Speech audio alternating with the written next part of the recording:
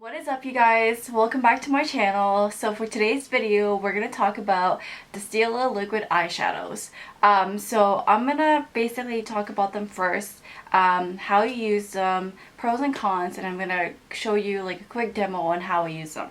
So first off, the liquid eyeshadows from Stila actually are two different types. They're either glitter and glow or shimmer and glow, and basically from the name, the glitter and glow have like actual glitter in it, whereas the shimmer and glow just has shimmer and no glitter. I'm going to show you like a quick swatch of what they look like. I only have a few shades.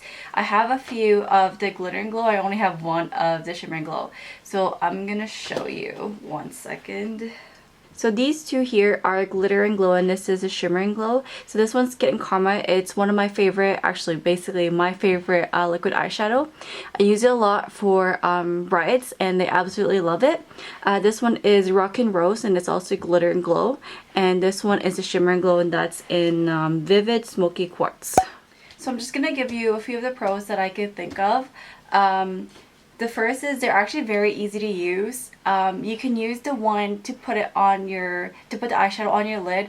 I do not do that because I use them for my freelance kit, so I cannot double dip. So what I do is I put it on the palm of my, on the back of my hand or on a palette, and then I use a brush to apply it on the lids.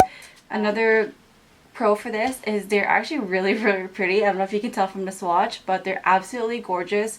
They're very pigmented, and also they have a really good selection. I think they have at least 30 shades from what I can remember when I worked at Shoppers.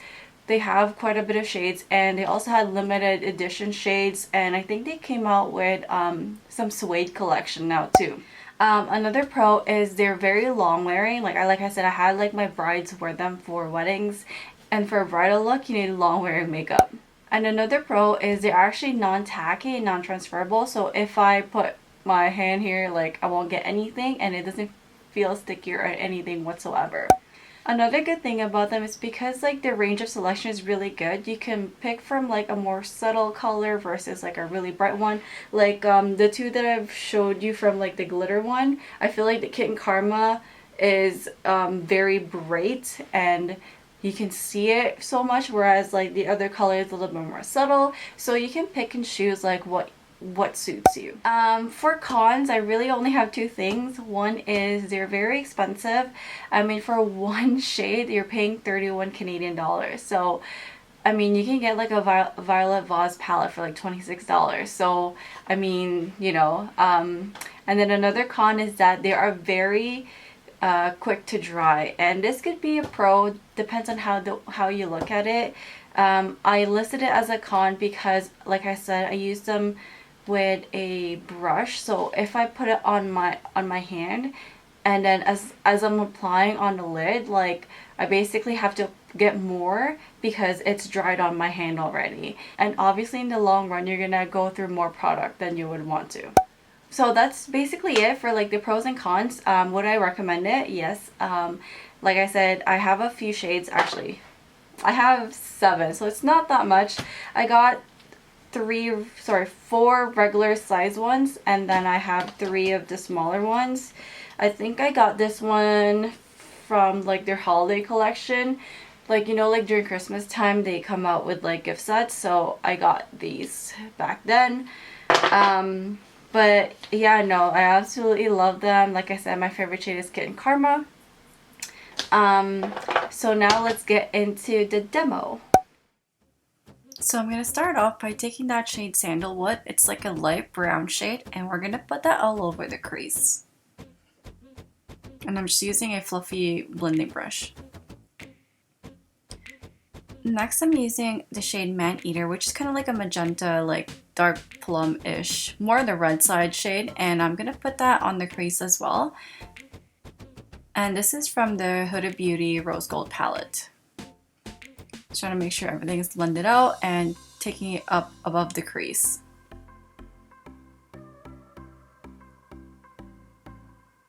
Next I'm taking this like more brownish, dark brownish shade in Cocoa, and I'm going to put that on the outer V.